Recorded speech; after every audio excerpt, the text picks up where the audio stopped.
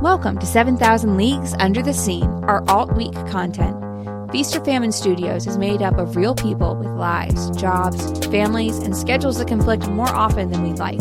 So every other week, we'll be dropping a short podcast where some or all of us get together to chat about a recent episode, something specific to our table, or anything geeky that tickles our fancy.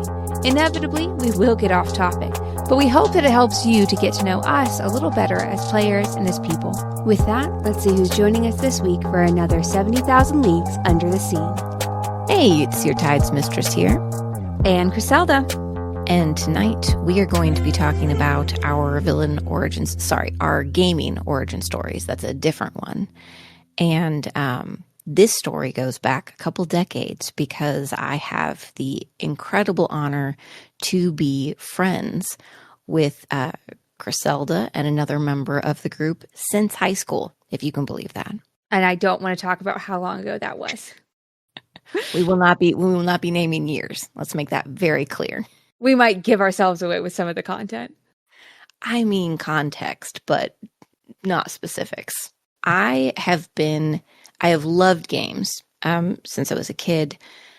Specifically, I got into in-person TTRPGs with 4th edition.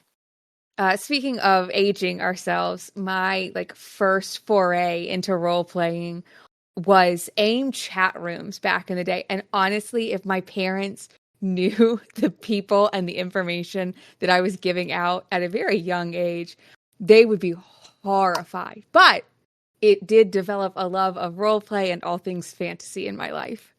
When we finally actually got to play a game in person together, we were gathering one night a week in my home with a group of friends on a regular basis and happened to get together enough people with an interest in D&D that we all jumped into the, at the time, brand new 4th edition D&D.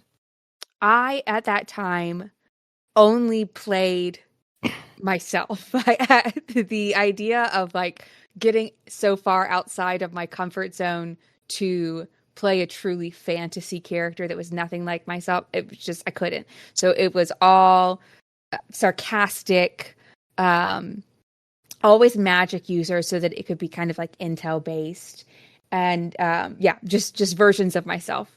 I oftentimes tried to play something that was very different from me. Let's not look too deeply into that psychology.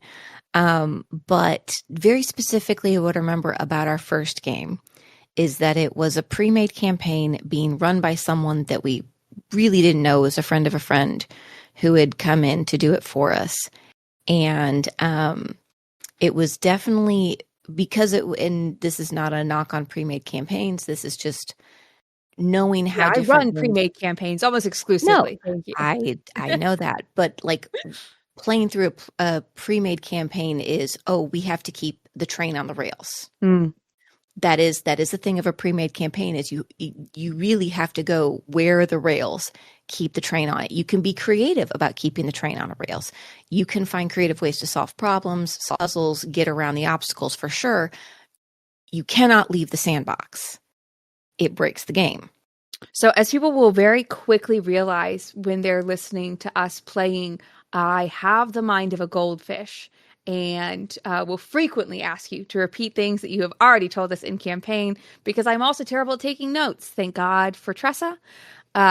So for this one, is this the one where Kimber and I played the two, or was this an earlier campaign than that? I think this was an earlier campaign. I remember I was playing a wizard in this campaign. You DM'd that one. Gosh, I'm trying to remember what I played for that. I'm pretty sure you were either a cleric or a druid. Yeah. Well, of course. Oh, yeah, it was the dwarf. It was the dwarf cleric. Yes. Yep. Mm-hmm. Okay. It's coming back to me. Yeah.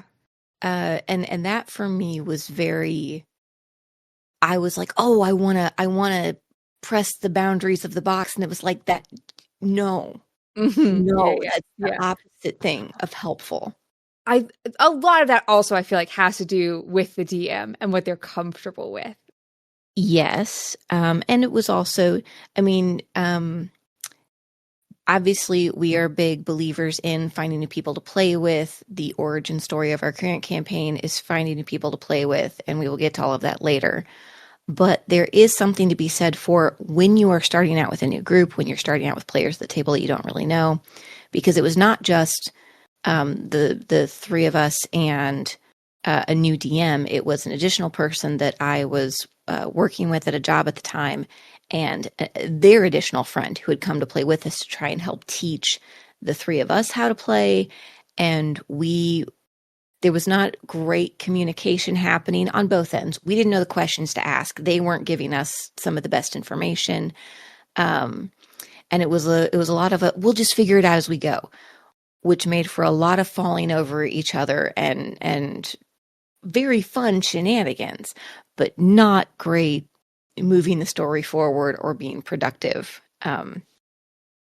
But it was definitely a great learning experience. I'm glad we had that first foray.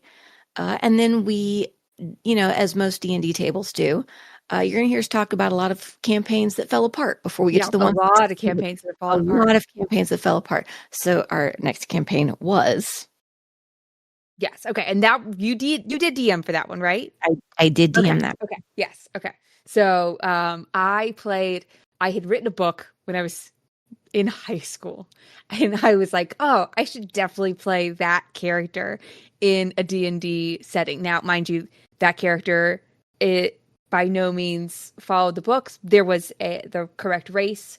So it was a Ganassi, fire Ganassi, and she was just like every other character I had played, because I had played 3.5 with a group from college, and then like a high school boyfriend. I had played an earlier version, but his was like terribly homebrewed and there was no magic in it. It was awful.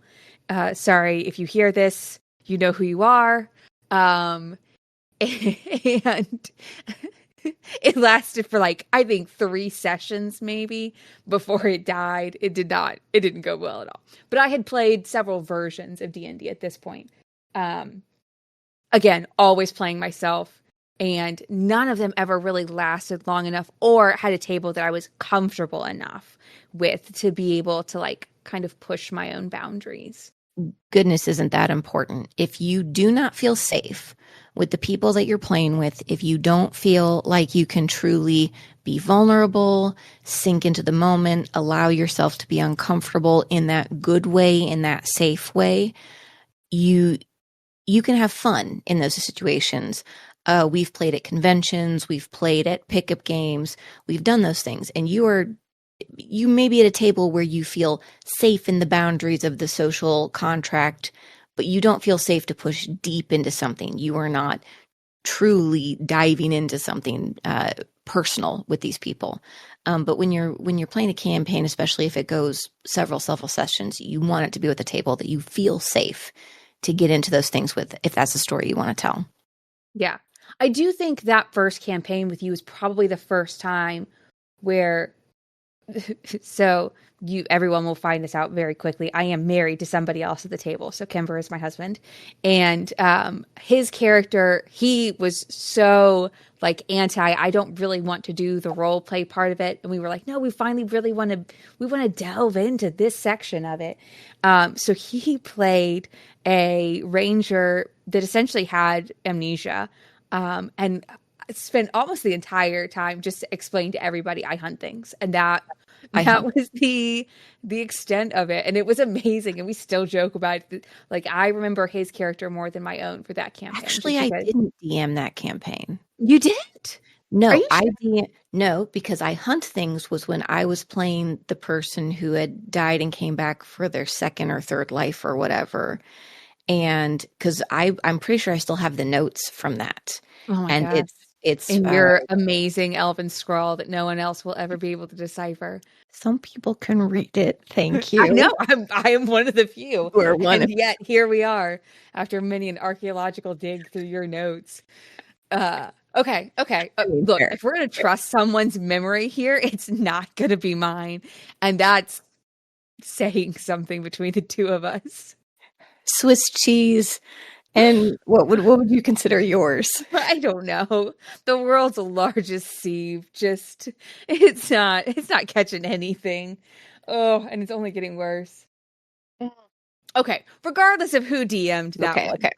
There, yes, I hunt things, and there was again a lot of trying to begin to try to do stuff, but again, it was also a campaign that fell apart after 6 sessions, 7 sessions. Not I'm long. I'm pretty sure before that I did run a campaign that lasted for like maybe 10 sessions. And then I think before, at some point in that, I ran a campaign with me and one other person, our friend, who's not in this campaign. And that lasted for like 6 months on and off. And then we ran, I think we started even like a third campaign of, well, here's what we'll play when these people can't show up, because one of the unfortunate things that happens when you are trying to schedule something for D&D is, first of all, young adults, you all are flaky.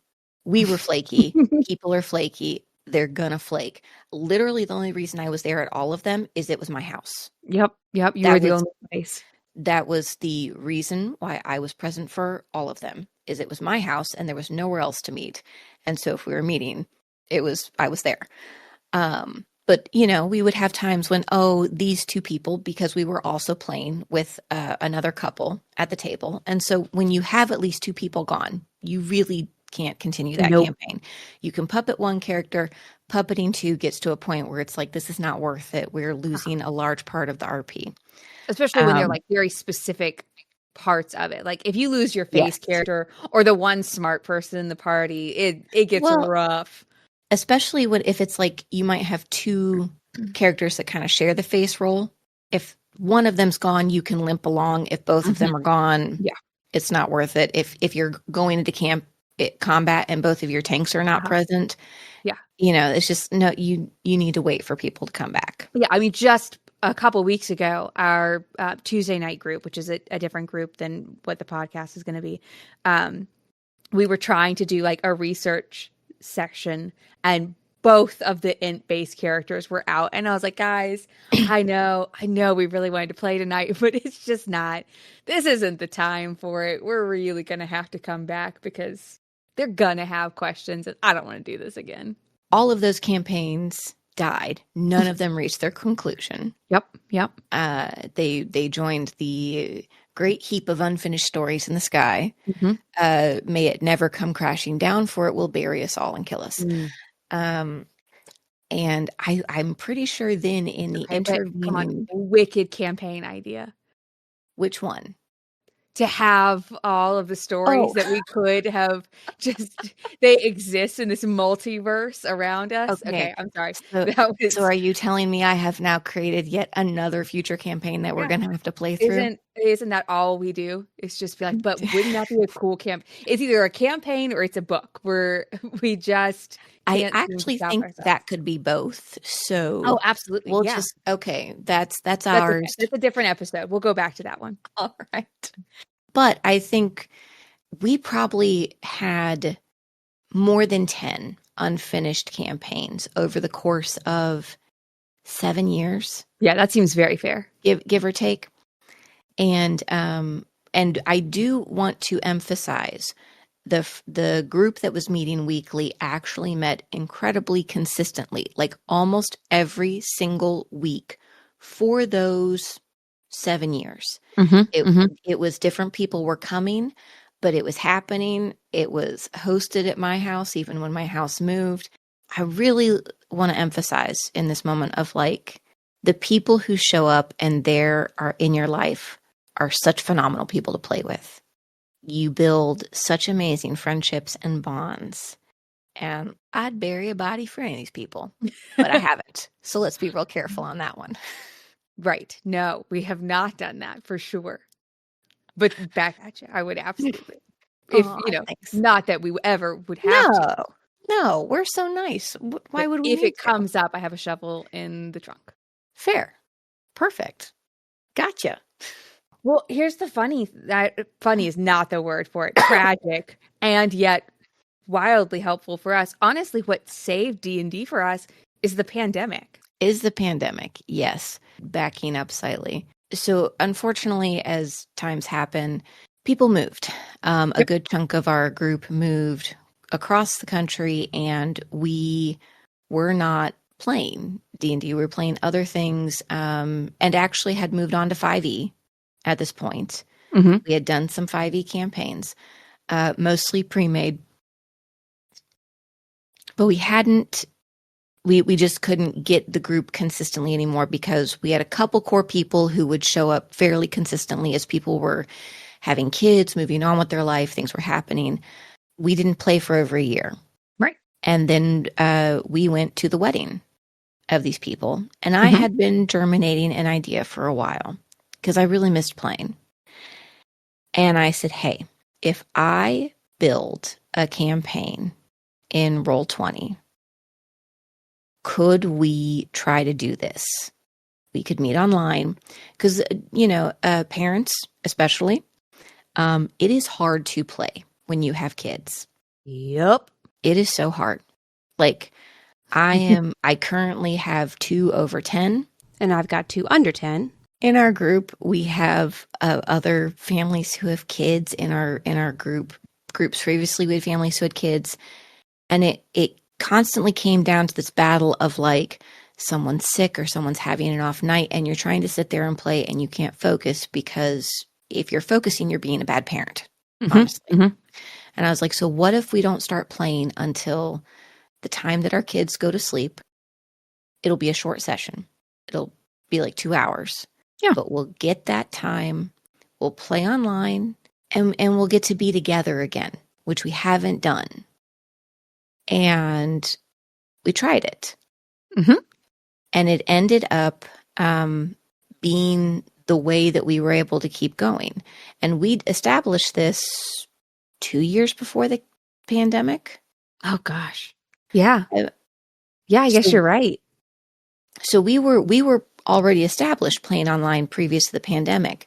When the pandemic hit and all the rest of our social life ended, we just started adding additional campaigns that we were playing during the week. Yep.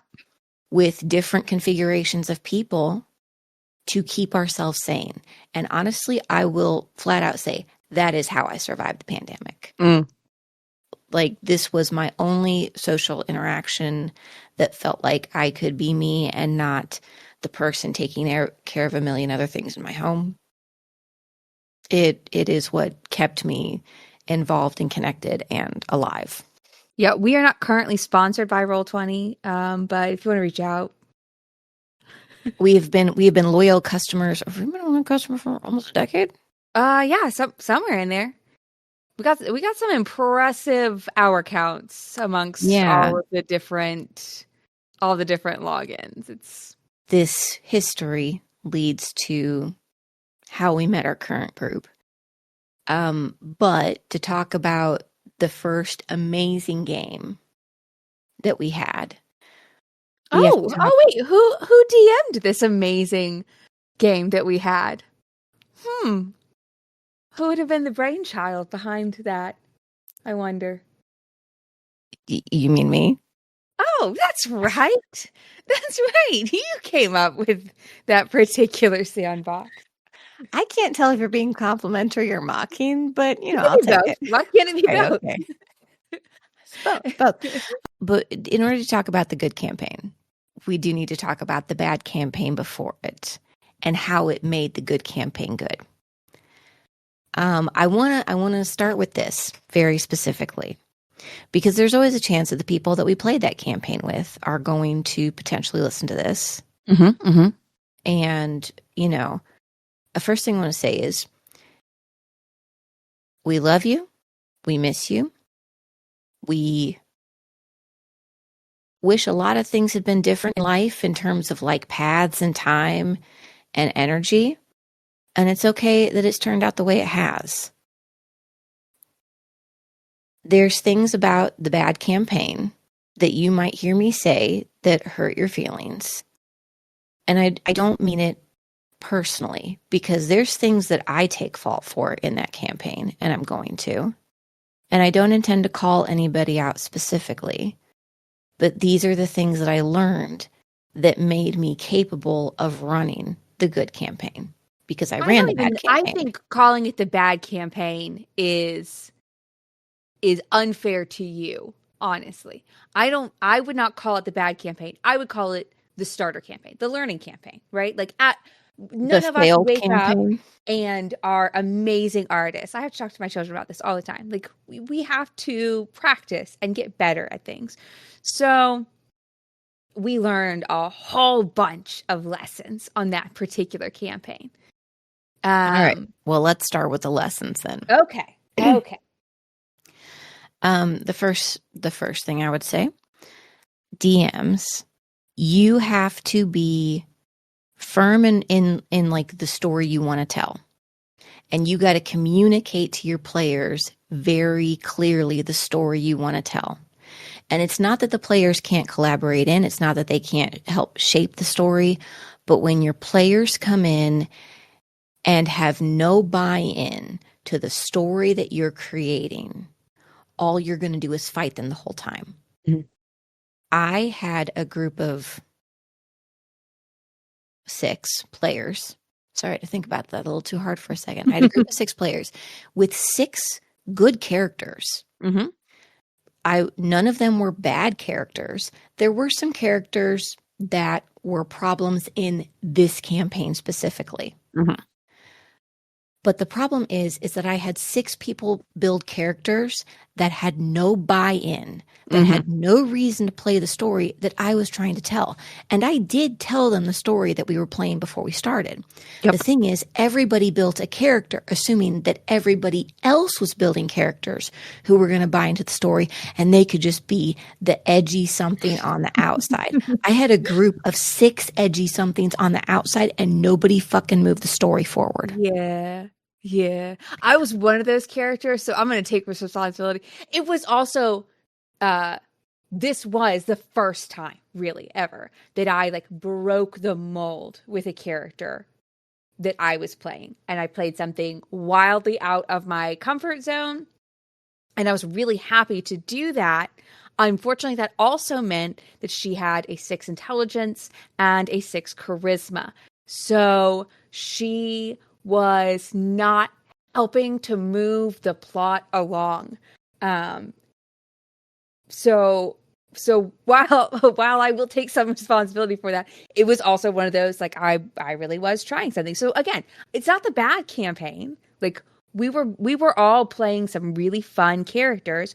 I think because we were all friends in real life before we were players, the like social contract aspect of role playing that we talk about sometimes in game, and you'll hear us talk a lot about it, I think, in these.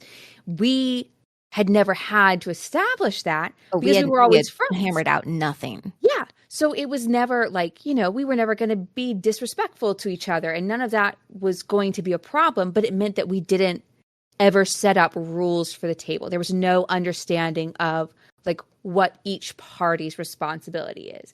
And that can work for a time in D&D, I think, or in any tabletop, any role-playing situation. It doesn't matter when your campaign dies after 10 sessions. Yeah. It never came up. But when we finally got to a long-form campaign that we were able to consistently do, those shortcomings where we were not fulfilling our side to you became glaringly obvious.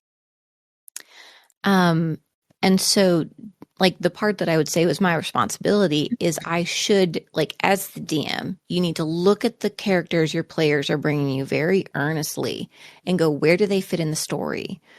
And do I feel like the player and I have discussed this enough where they trust me to throw them lines and they're actually going to catch them and pull on them? I did build in lines to throw to players to try and catch and pull them in multiple places. I would say 95% of them were either missed or ignored. Now, part of that could have been I was not being clear enough in storytelling. But there was also a large part of it that, again, was just not player buy-in. Players Yeah. were going, no, that's not what I feel like doing, and would just completely ignore all of the things happening Mm-hmm. and run off. There was one point where I was like, here are the things you need to accomplish. And they said, great, we're going to go hunt in the woods for 2 weeks. For And just that's 2 weeks. literally what 2 we weeks did of for like, game time. yeah.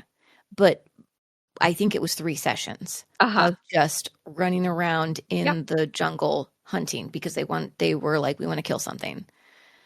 And I was like, well, there are encounters if you find like the quest things. And they're like, no, we could just run into the jungle and kill things. And that's fine too. And then we can sell them and have leather and meat and stuff. And I was like, I mean, you are not wrong. So I believe you put a killer robot in there as a like time clock at one point. that was after a year and a half of shenanigans. Okay. Yeah, okay. So to give it some context, that's how long it took. Okay, and before let's you also broke. be clear. When we talked about this campaign, I was like, I mean, if you guys jump on the story and move through, I think we're done with this in 6 months. And the whole point of this campaign was to test if we could play online because we had another friend who had DM'd our last campaign and they had built out the campaign. The other people moved and we never got to play it. Right. And so I think we only made it again like 5 or 6 sessions and they left and it was like, well, we keep going, but it just never felt right. We never had enough people together. So the whole theory was if we can finish this, we're going to take these characters and put them into the next campaign. And I was like, hey, if we push forward, we could be done in 6 months. And if we have worked out the kinks of how Roll20 and using Discord and all of these things work, then I will hand off running the story to so-and-so and they will run forward and we'll be done. Instead, this campaign lasted for 3 years and we did not finish it. Yeah. We didn't finish it. They only got through about half-ish of what I had potentially planned for them to get to. And that's main quest stuff. They also did a ton of side stuff, which was, I did put in side stuff for fun because, you know, you have to have a fighting ring somewhere. You have to throw in other things and that's fine. But they did not chase the story. And that was so hard. It was, in fact, so hard that when this campaign ended, I did not think I would DM again. It was honestly, and part of it, one of the things I learned is I way overplanned on this campaign. I spent so much time in putting in details that I did not need to. I way over prepared probably hundreds of pages of notes that are just in files and folders that are, I pull from them now for other things. All things can be reused again. Don't throw away your old story notes. You never know when like that one fun detail will come back around. But to invest this much time into a story and build it and have people that I considered my friends take it, just stomp on it and go, no, we're going to play over here now. And you just as the DM have to go, okay, because you don't want to ruin the fun of your friends. I think the like flip side of that, as from the player side, like I knew that you were frustrated occasionally, but I also feel like you downplayed it a little bit because you were trying to be like, well, at least they're enjoying it. And so I did not realize how much it had affected you until we were at the end and you were like, I can't, we've got to wrap this up. I can't keep doing this. And I was like, oh, and the whole time at one point we did try and make it better by bringing in a second character for me that actually could try and help with the storyline. That character was completely ostracized and outed by the whole rest of the group to the point where I genuinely was like, I can't continue to play this character. It is quite obvious that no one wants her here. So she just left in the middle of the night. And so the reason Criselda played a new character is because I killed her first character. It was the first true PC death that I had done. I didn't want to do it. It was a combat I scenario. kind of wanted you to do it.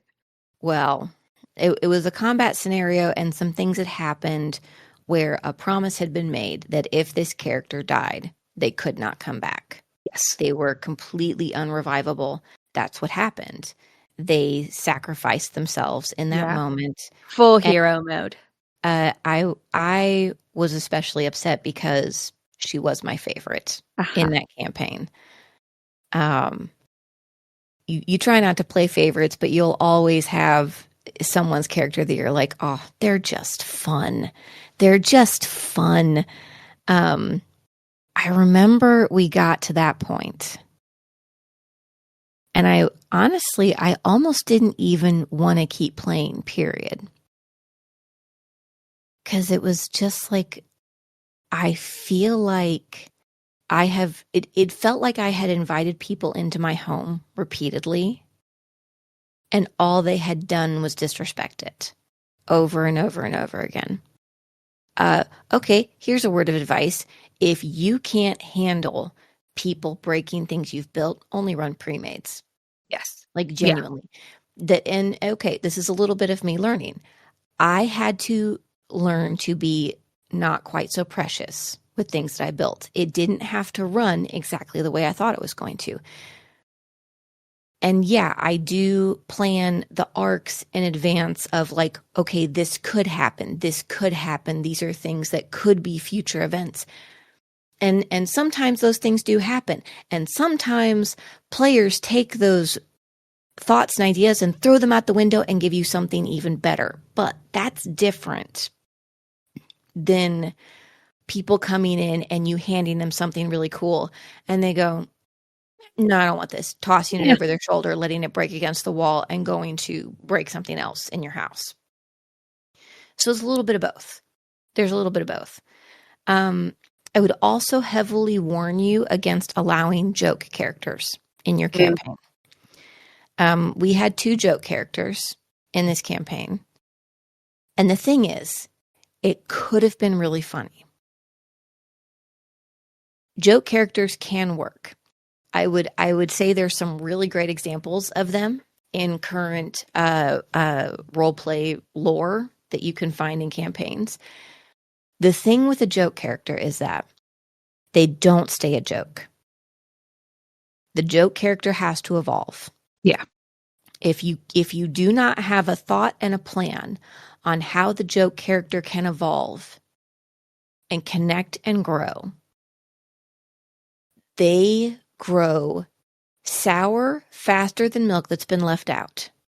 Honestly, I would say Griselda, she was not a joke character in that, like, she wasn't set up as a testament to anybody else or any existing IP. Yeah. But it was, I mean, she was meant, like, I meant for her to be funny and kind of the, like, you know, dumb person that says whatever comes to her mind, no matter how rude it might be. But that was also the first time that I ever had character growth. And we had some really fun things that happened with her storyline. My husband's character fully noped out on her. And he was supposed to be, she was obsessed with him. And like that was really the joke, which I think was kind of the turning point for her, because I think she probably could have continued to be exactly as she always was had he not left. And she had to figure out who she was without him, which was really fun to play. And now I so enjoy having characters who are complicated and get tortured by the storyline. It's so much fun. The challenge of that is what I love. Liam O'Brien. Yeah, well, you know.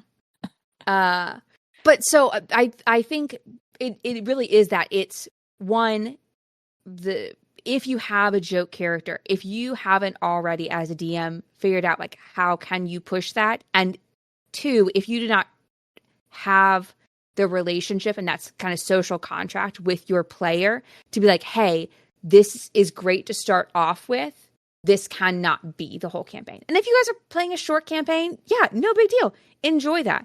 If you're doing year-long campaigns, trust me, it will get old if it does not move somewhere. And that's across the board for all characters. But it just, you feel it so much more on the joke character or a character that was made off of existing IP.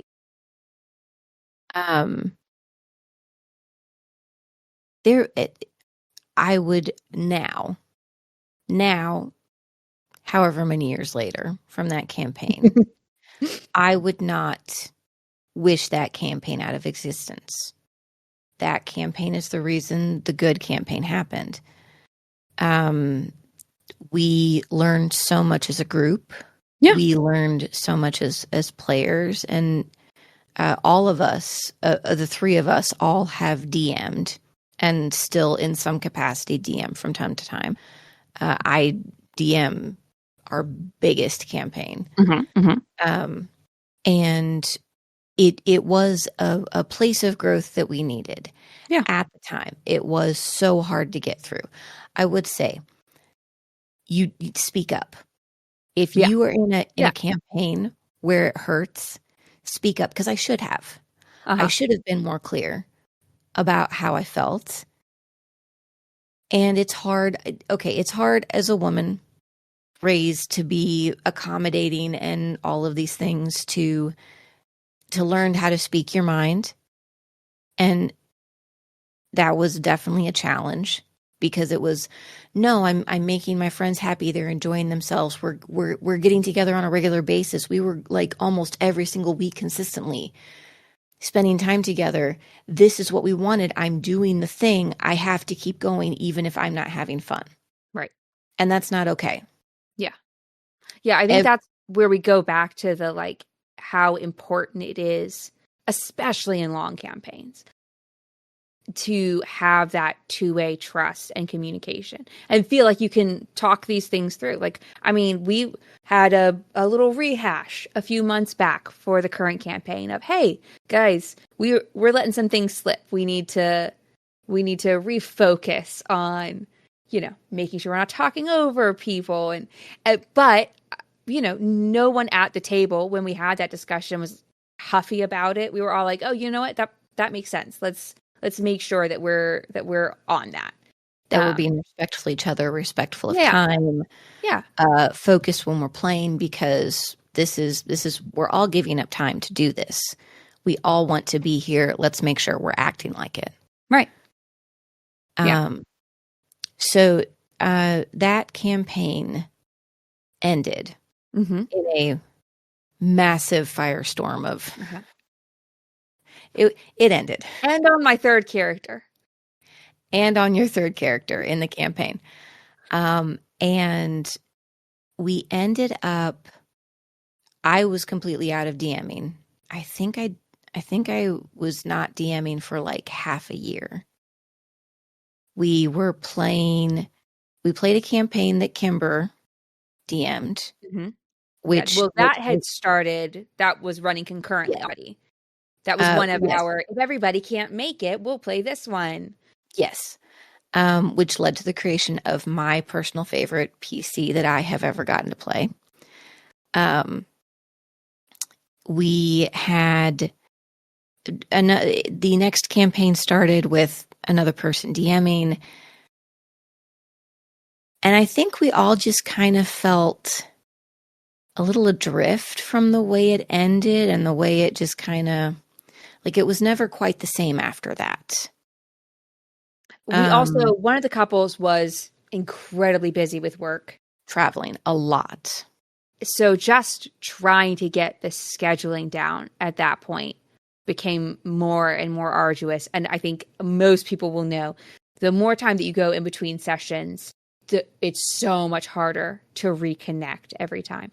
I think something that we do fairly well is, even if we aren't able to play, sometimes we'll just get on with whoever is available and just chat and just have like time together. And our group Discord is also very active, and the group talks pretty consistently. Yeah, and we have a second group without the DM where we talk about all the ways that she's definitely going to kill us. Definitely.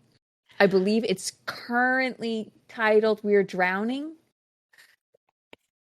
You changed the title on? Yeah, we change the title fairly regularly. What was the last one? Oh shoot, it was something about Doomsday.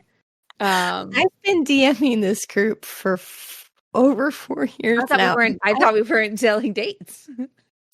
Just for this group specifically, and I've never seen this chat. I don't know what's in it. I don't know what's been said. They've never shared trash talk. It's a whole lot of trash talk.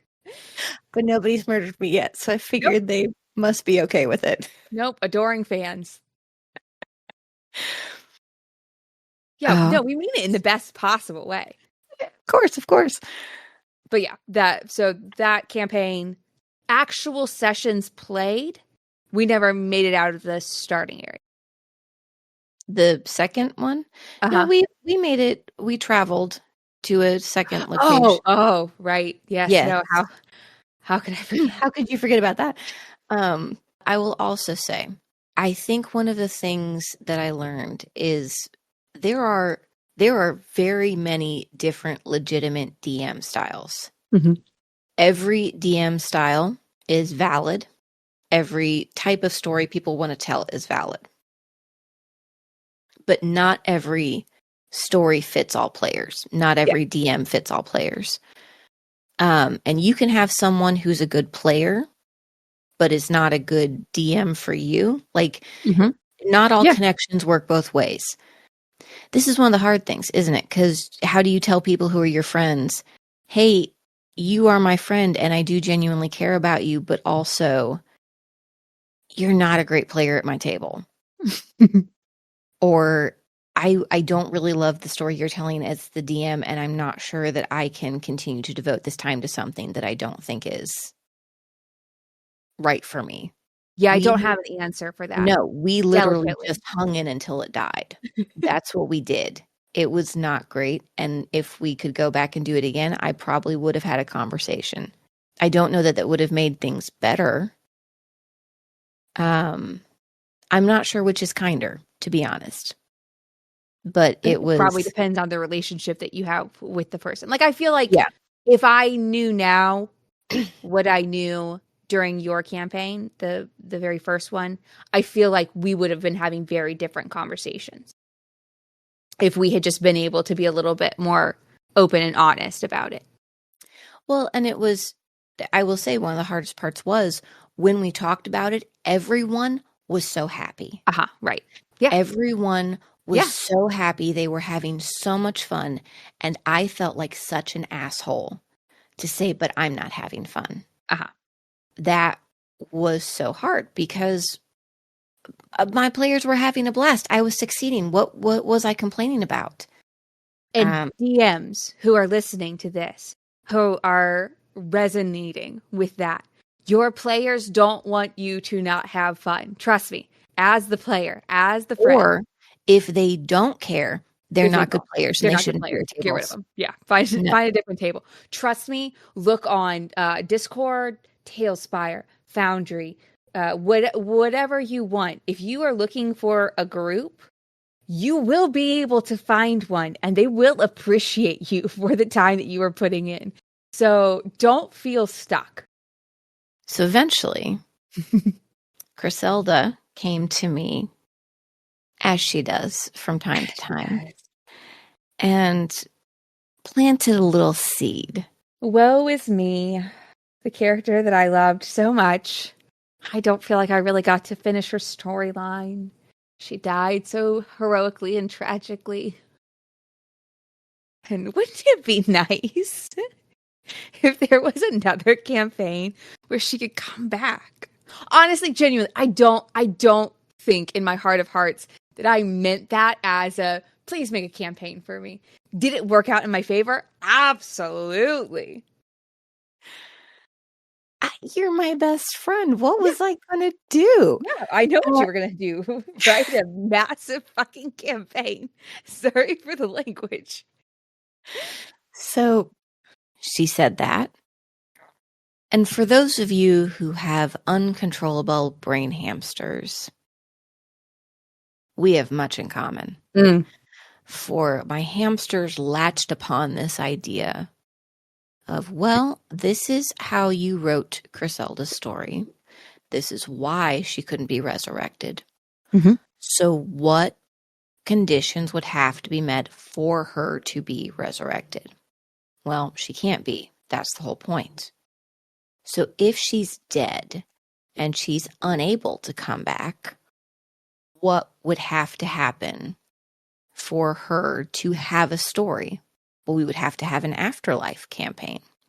We would have to talk about characters who are full of unfinished stories. They all died in the middle of their adventure. They didn't get to finish it. And we would have to have some sort of setting. And it built and it built and it built and it built. It wasn't that much later that I went back to her and I said, okay, I've been thinking about it. And this is what my idea is. And I basically word vomited. And I saw stars in her eyes. And she went, but could we? But could we? And I was like, okay, but here's the problem. Because at this time we had realized the people we were playing with didn't want to tell the story. Even though they were our beloved friends, they did not want to tell the stories that we were telling. The adventures they wanted to play were not the adventures that we wanted to play. And so there were only 3 of us. And it wasn't enough to tell the story. And we'll finish the rest of that tale, I think, next time. Yeah, sounds good. Okay. Thank you again for diving in with us. We hope that you enjoyed listening to that half as much as we enjoyed making it. Tune in next week for the continuation of our story from Feast or Famine Studios.